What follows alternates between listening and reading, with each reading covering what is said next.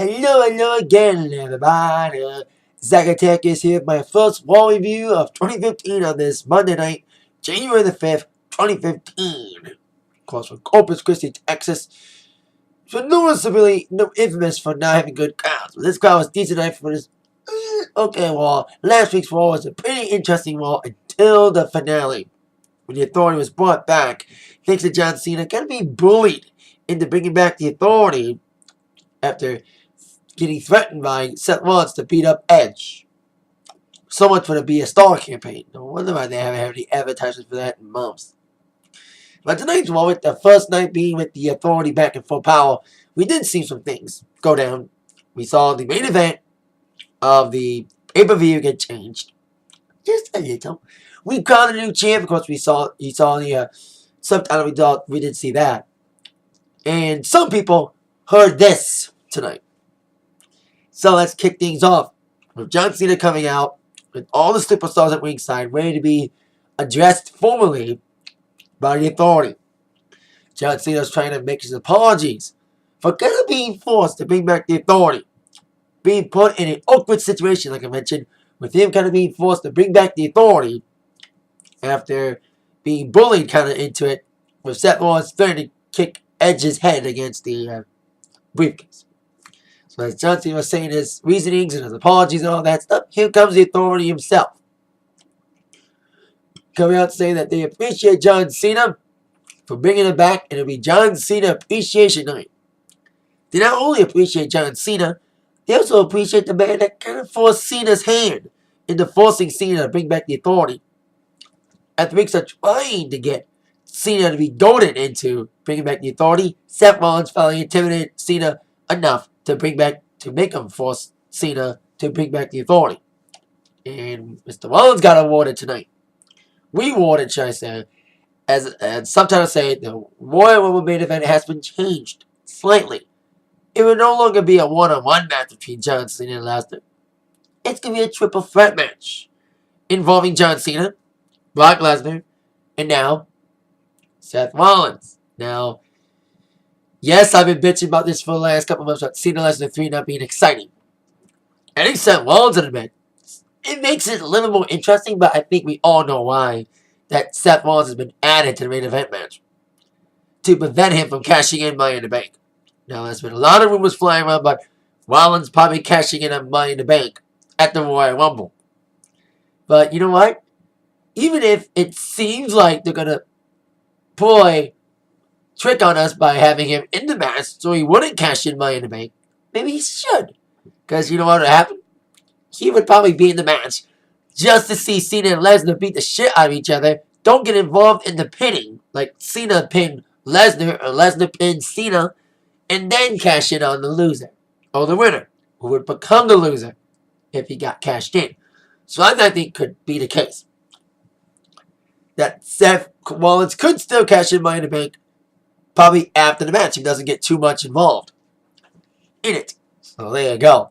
But it's getting interesting to see Seth Rollins be involved in a title match. Because like I said, it's only because they're trying to prevent Seth Rollins cashing in Money in the Bank.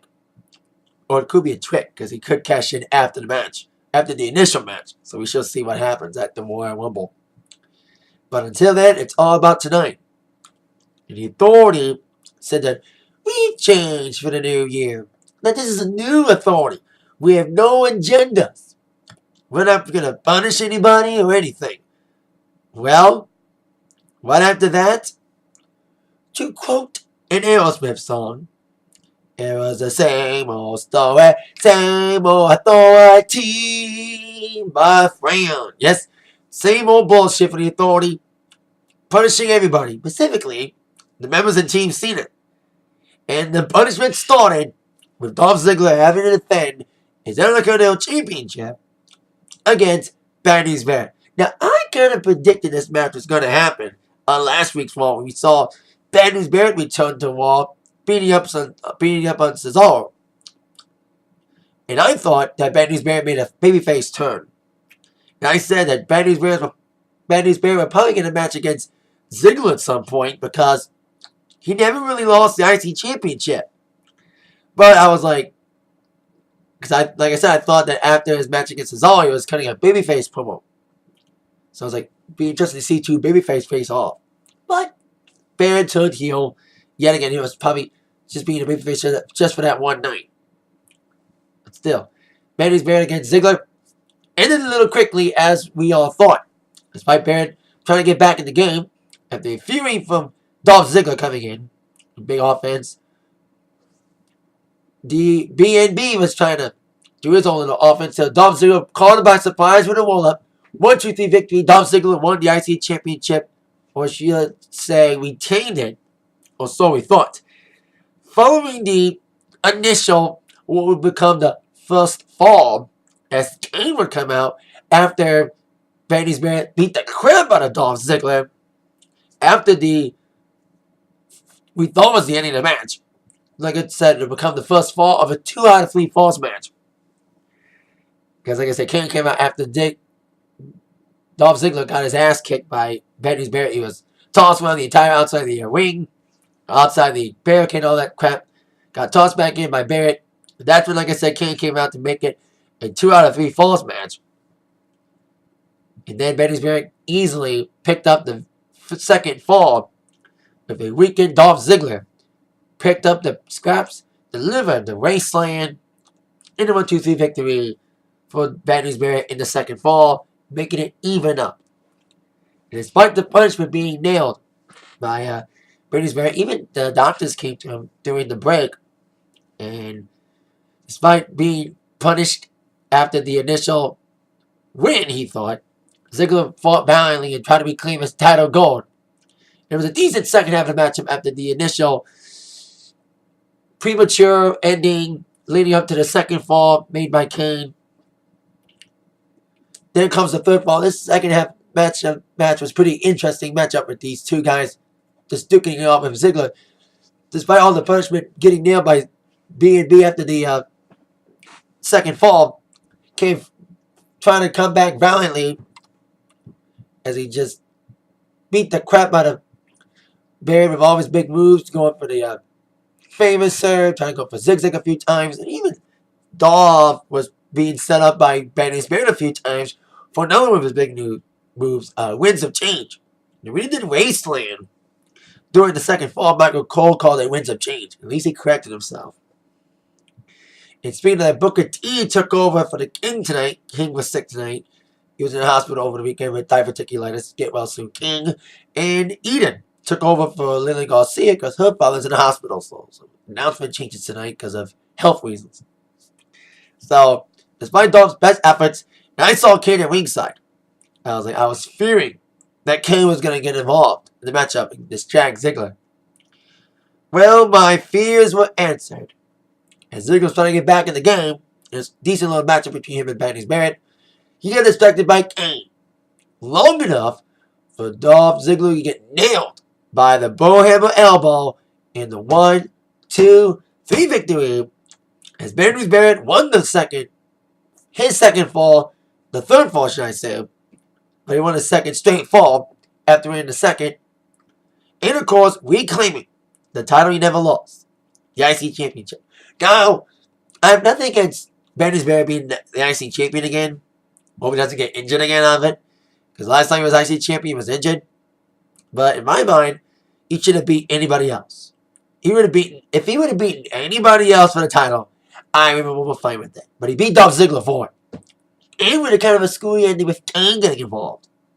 Which I had feared, and unfortunately, it happened. The start of the annihilation, the punishment for Team Cena members. With the exception of Big Show, because now he's heel. So, there you go with that little scenario there. With new IC Champion, Baron Baron. I hope he, because when he won the IC Championship last night, he was looking for his last chance. Like I said it last week about Ryback, is that Dolph Ziggler was a great IC champion, but now Baron Baron is again. But Ryback was in an Nexus, and this is kind of his last chance to be a star. If he gets brought back. Which I'll get to that in a second. Or 2 or 3. But, with seeing B&B as IC champion again, interesting to see how he'll go from there and see if he doesn't get injured again. Like the last time he was champion. But I just wish he beat somebody else but Ziggler. And I didn't know it was going to be this quick. I didn't know that B&B was going to win the championship. Second week he came back. He came back to wrestle last week. And this week, he instantly wins back the IC championship. I didn't know it was going to be win the title this instantly after he came back. So we shall see what happens with him. And more importantly, what happens with Ziggler. So there you go with that new IC champion, Mr. Wade Barrett. Speaking of new champions, will we see new tag team champions in the future? They're getting built up for it, of course, referring to the very being the Ascension, making a debut last week. Now, I love it in NXT.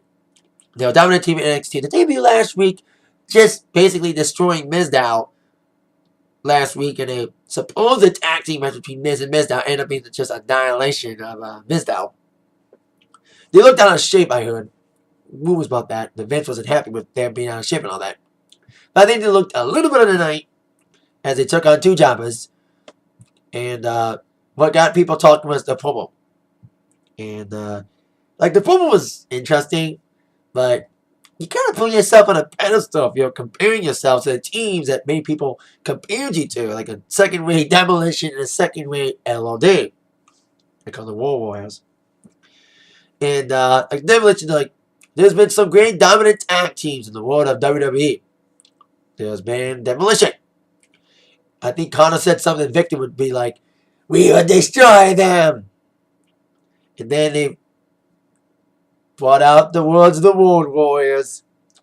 It's LOD, same thing. And then Victor was like, we will kill them on the side. We'll kick their asses on the side of the world. And of course, this was a kind of, even Lance Storm, I read on Lance Storm on Twitter, is insulted by what they did next to make fun of Legion of Doom, to get heat on them. What's that phrase? What a wash? And they're like, what a joke. Hey, whenever they were trying to go anything attitudinal, people get insulted. That's the thing. That's why they can't go attitudinal. Because of conservative America being all politically correct and all that shit. When they try to do some attitudinal, people complain. And that's what that section was trying to do. Get some heat on them, but making fun of LOD's catchphrase, or what a wash, or what a joke. I know some people may feel insulted, including Lance Storm, who I heard turned off Raw in protest. That's why I just went on the internet. So there you go with that. Section down in the squash matchup with great double team moves, especially their great double team finish. The Fallen Man, I think they are next in line for the tag team title match against the Usos. And that's what I said last week on Raw, that the reason why I think the Usos won back the tag team championships is to give the Ascension a face tag team to feud with for the tag team titles. That's why it happened. So there you go with that. Now on to our next matchup, involving Big Show and Roman Reigns. Now, I knew there will be a rematch coming up between these two after what happened on Raw 2 weeks ago, after Big Show got Superman punched over the table, causing a count-out victory for Roman Reigns. And then we saw what happened last week during Roman Reigns' match against Seth Rollins, with Big Show coming in, causing disqualification and kind of giving Roman a piece of his own medicine by putting Roman over the table and squashing the table on top of him. Now I thought Roman Reigns got kind of injured because the table kind of landed gingerly on his leg. But as you saw him when he came out, the apparent injury never happened. He was walking very fine. So I thought he kind of hurt himself with that landing when the Big Show kind of crushed his foot with the table.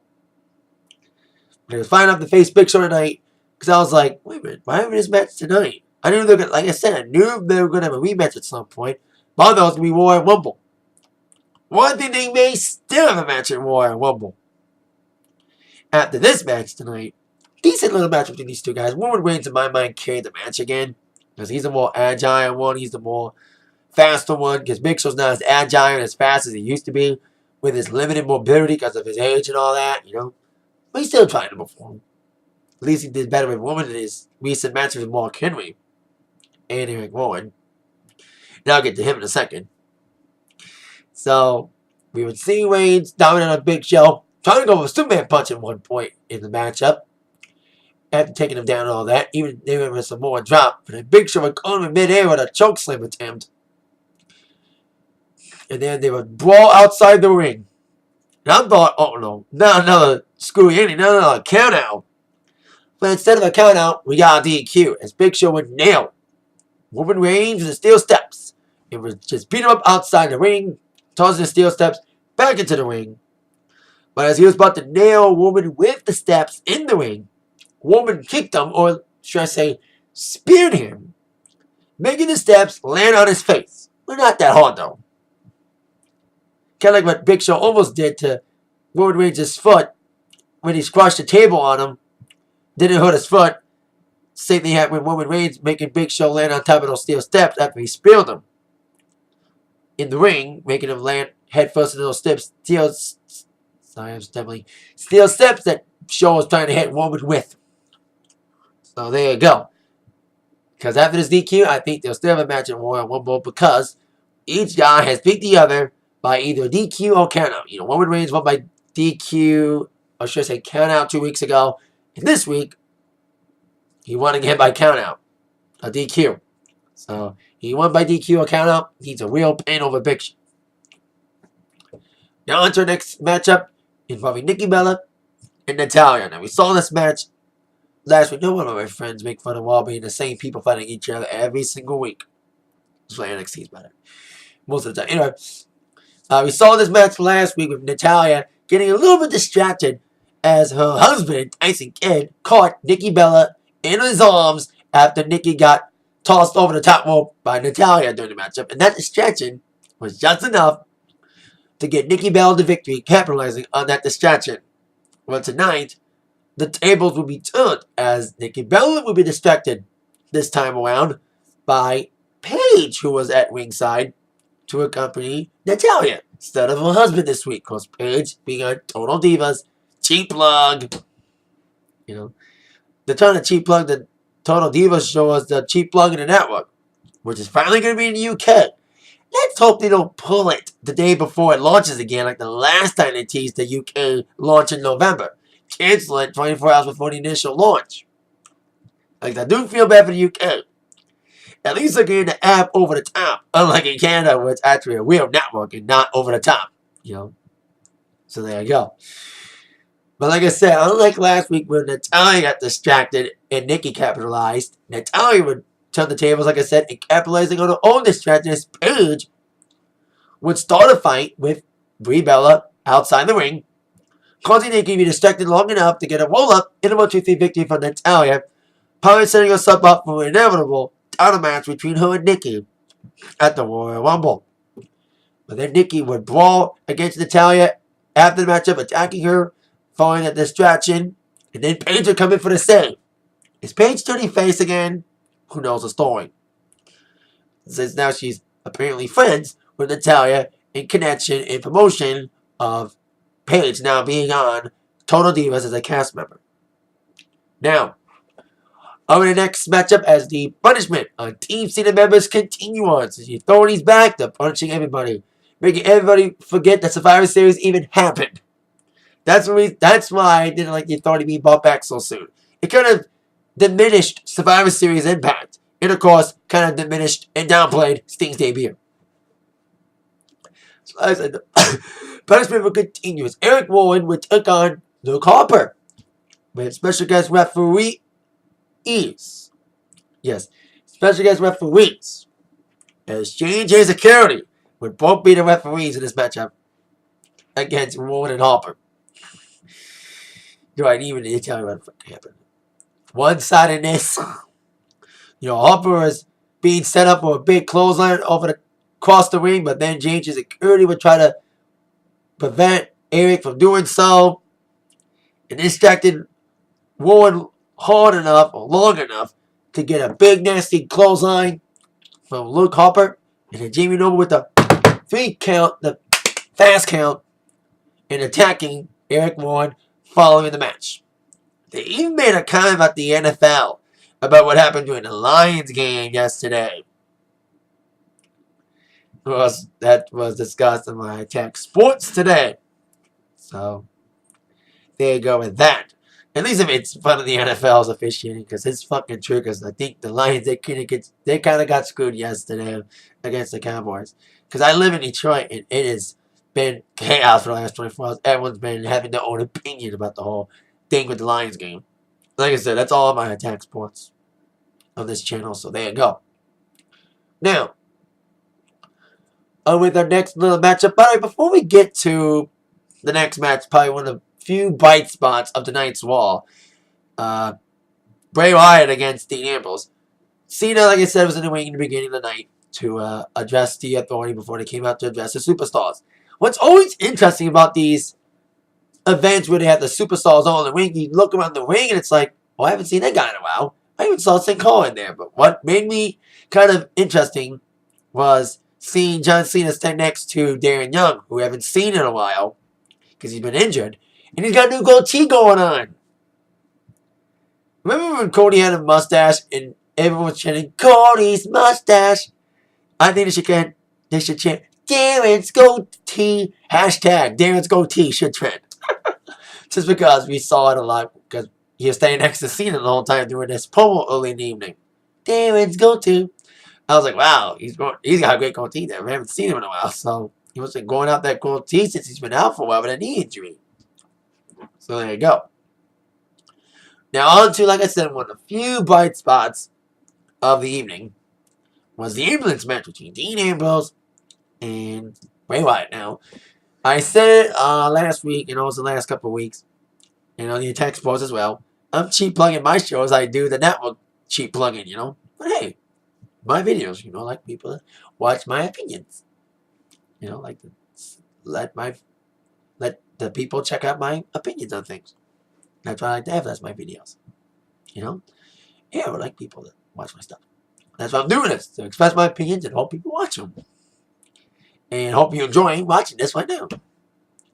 So, the ambulance match between these two guys, we've seen you guys fight for the last couple of months. Started Hell in a Cell with Bray Wyatt coming in, kind of spoiling the main event between Dean Ambrose and Seth Rollins without getting the feud any conclusive ending. But their feud between Wyatt and Ambrose has been pretty fun. Especially the match at TLC, despite the screwiness with the television.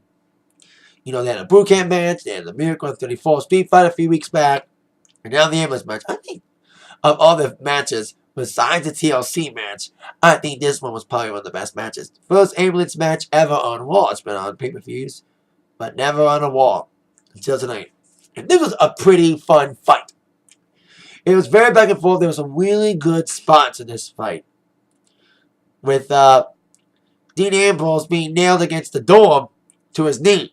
And I think at one point, he forgot what knee was hurting. He was living on one foot, and he switched to the other. That was kind of like a botch, but still.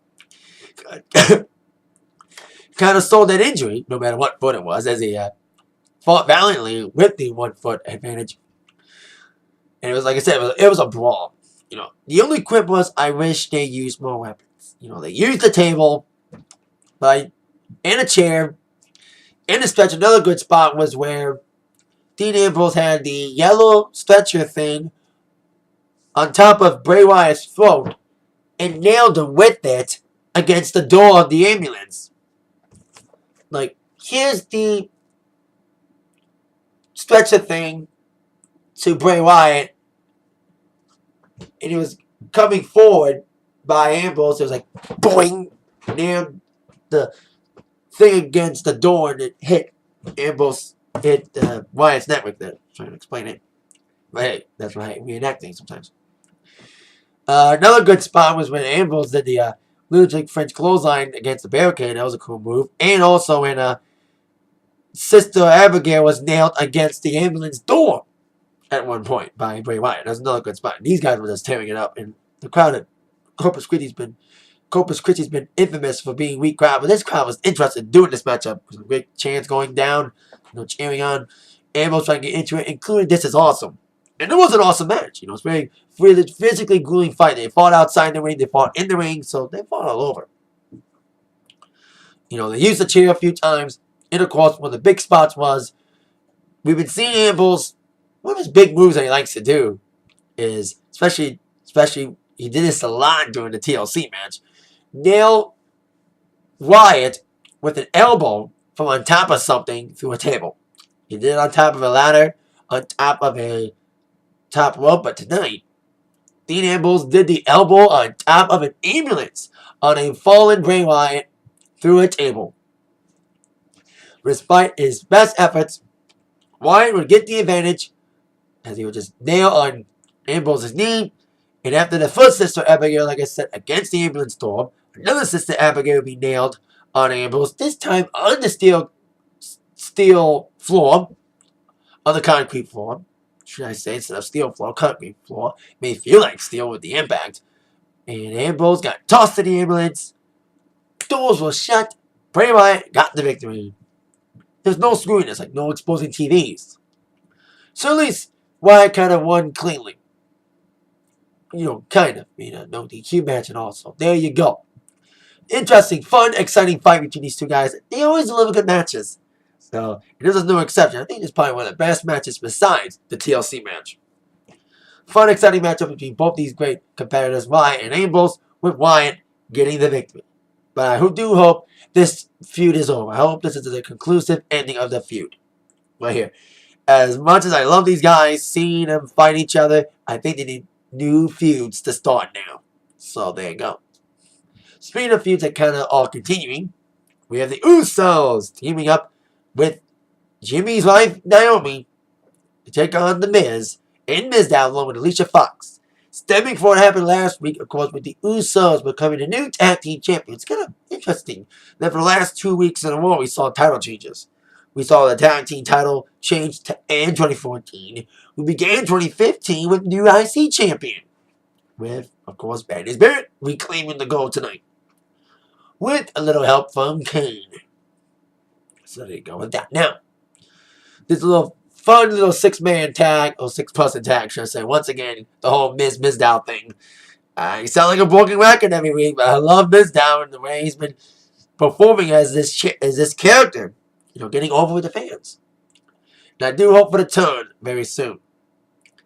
And of course, I think we got a little start on this whole Jimmy Naomi thing. We saw a little sprinkling of things happening with Naomi disobeying Jimmy by signing on with Miz's agent that he gave Naomi a number for. Jimmy was like, don't trust Miz, but Naomi trusted Miz, and Miz didn't lie to her. He got her the shot that she needed for her music career and all that stuff. But as the match went forward, it was an okay 6-person tag for what it was. Women didn't fight that much, thank goodness. But still, the Usos did all the fighting, and Miz was mostly doing all the fighting because he wouldn't let Mizdow get in. But he did what he does best. Tag Mizdow in, then probably tagged himself back in again. So there you go. And Mizdow doing all his acting, all that stuff that he's been funny at doing. Being a stunt double and all, reenacting all of Miz's moves. Positive and negative. So we shall see. The Usos come back with a big moves, a big Samoan drop, big kicks. But as Jimmy was going for a big splash, or a big move, clothesline, he kind of inadvertently almost nailed into his wife, who was staying on the apron.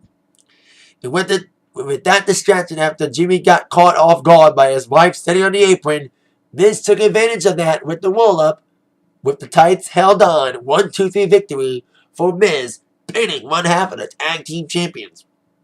This could be a storyline thing with Naomi could be costing Jimmy his matches. Like she did tonight, inadvertently costing Jimmy the matchup. So we shall see how that ends up being settled and all that good stuff. So there you go. Miz and Mizdow and Alicia Fox, who wasn't that much involved, like I said, got the victory over the tag team champions and Naomi, following Naomi's inadvertent distraction on Jimmy Uso. Now on to the next matchup. The punishment of Team Cena would continue on with Ryback being involved in a match against Seth Rollins and Kane. 2-on-1 handicap match. Was actually kind of 4-on-1 if you count J&J Security being at ringside. Of course, Joy McGree and Jamie Noble slyly changing out of their referee clothes into suits again after being the referees in the Eric Rowan and Luke Harper match. And like that match, they would get involved again in this one. And I liked Ryback's promo last week. His feud against Rusev was building up, and I don't know if that feud will even happen now after what happened at the end of the show, which I'll get to. But Ryback tried to outrun the numbers game, despite being against not just the two guys in the ring, but the two guys outside the ring with J&J Security, like I said. Ryback trying to outwin a numbers game. It's decent, interesting 2-on-1 handicap match. Ryback looked really good in this matchup. And sort of Rollins having some good offense on Ryback. Of course, taking advantage of the numbers game with him and Kane. 2-on-1. But like I said, Ryback was trying the best to get off and try to get the win over these two despite the numbers being against him. He went for the shell shock once and he nailed Kane with it. Or should I say he nailed Rollins with it. And then got the shell shock on Kane following Kane blocking Rollins for the shell shock, but Kane got one for return. But then, after that, J&J Security got involved, distracted Ryback long enough to get a curb stomp from Seth Rollins. Not just one, but two curb stomps. And after the second one, 1-2-3 victory for Seth Rollins and Kane, with a little help from J&J Security. So there you go with that. Now, our next scenario, as you will see, Adam Rose coming out against one member of the New Day, Big E. Now, I'm reading a lot of people saying that they like the anti-Shield because they're just a bunch of guys being happy and they didn't get no real character change. They just made it stable and gave it a name without any significant character changes with these three. They should have been a New Day nomination. That's why I said when they first debuted, they needed to turn heel at some point. Because it'd be interesting. They maybe have some character. Because when you are just a stereotypical prototype babyface, you just gotta stand there and say nothing. That's why being heel is more fun. Because you get to do more things and get away with it when you're a heel. That's why I think New Day should turn heel eventually. Because they saw how the happy-go-lucky gimmick went for Adam Rose. He just dumped the money. And he's being a heelish slave owner to the Exotic Express. I hope he gets rid of him soon and turns full-on heel. So there you go with that scenario. But we saw the match between Adam Rose and Big E. Big E was looking good in this matchup, despite his lack of development with no real character change with this stable. I like him, but like I said, they needed to turn heel to give him more character development and make him more interesting heel. But they did get distracted by another heel tag team, disguised as two members of the Rose Brothers. Big E's were looking good, going for the big drop against Mr. Adam Rose to continue Adam Rose's losing streak. These two men, disguised as members of the Rose Brothers with the full-on bodysuits blocking their faces, even though one didn't put on a mask on. But hey, that looks like you can see through it, but hey, they want to be protected. These two guys would come in the ring and attack Big E, causing a disqualification victory for Big E after they got involved into the great double team move. And then these two guys would unveil themselves as Cesaro and Tyson Kidd. I think these two guys should get a title shot as well. I think essentially should get a title shot at one point, but I also think Cesaro and Tyson Kidd should be too. I think these guys have a bright future as a tag team. Cesaro needs something good to connect with the fans again after his spiel last week, but I think this Tyson Kidd team could be a good thing for both these fellas to reestablish themselves on the main roster. Tyson Kidd's done well in NXT. I hope he does well on the main roster again with Cesaro as a great tag team partner. I hope this team is a great benefit for both these guys. I hope to God WWE don't blow it. When WWE has great tag teams, they kind of miss the boat and don't put titles on these great teams before they go out. Like World Scholars should have been tag team titles at least one time. Cody Rhodes and Damian Santos should have been champion at least one time. So I hope they don't make the same mistake with Cesaro and Tyson Kidd. I hope they do get a title shot and become champs one day. I hope this works out great for them. Now on to our last segment. The John Cena Appreciation Night segment, which I knew was going to be the last thing, which it was. So let's see the Authority come out saying we appreciate John Cena for bringing us back. And they would bring out John Cena. Say, hey Cena, we have some other guys that also appreciate you. Ryback, Dolph Ziggler, and Eric Rowan. Now, if their matches weren't punishment enough, they were threatening more punishment, suspensions for the three fellas involved in Team Cena. But instead of them getting suspended, they heard these words: "You're fired." Now, it kind of became even though I was kind of peeled about the storyline firing to end Raw again on a sour note like it did last week, this kind of made sense because if you look back on the Survivor Series stipulations, that if the Authority won the match instead of lost, they would fire the 3 members of Team Cena. Well, 4 with Big Show involved. That was the stipulation. If Cena wins, Authority loses power, and Cena would be the only one to bring him back, which he did. But if the Authority would have lost the Survivor Series, or would have won in Survivor Series, then the members of Team Cena would be fired. Well, them being back on Raw was a win enough to get the Team Cena guys to get fired anyway. But I think it's all storyline. You know, I think to be brought back some way, either by Vince or maybe Sting. Who knows? But I think these 3 guys won't be fired for long. But it does kind of slow down momentum for feuds. Especially Ryback's feud. Rusev takes a hit because Ryback may be gone for the undetermined amount of time because of this whole firing storyline. We just see how long these guys miss Raw. Will they be fired throughout the Royal Rumble? Or will they be rehired by the Rumble? Who knows the story, but how this whole fired storyline will go. And as the 3 guys looked to turn Cena all villagely angry at him, because it was kind of his fault, because he was the one that was his hand being forced to bring back the Authority. And because of that, the Authority now has power again to rule with an iron fist. And we saw that tonight. Despite the promise of new authority, it was the same old story, same old authority, my friend. Punishing all the members of John Cena's team, putting him in matches, causing Ziggler to lose the IC Championship, and firing him by the end of the night. But I think they won't be fired for long. As we see these storylines with firing girls, they get rushed back into being rehired very quickly. Just as John Cena. He was involved in a firing storyline once, back in 2010 with Wade Barrett. He was rehired within a month. But I don't think it will take a month for these people to get rehired. Maybe a couple weeks. We'll see how long they do stay fired though in the storyline. And that is it for the Attacks review of Raw tonight. Thank you very much for watching. With that in mind, y'all been attacked by the review from Zach. Thank you so much. See you later. And happy 2015, everybody.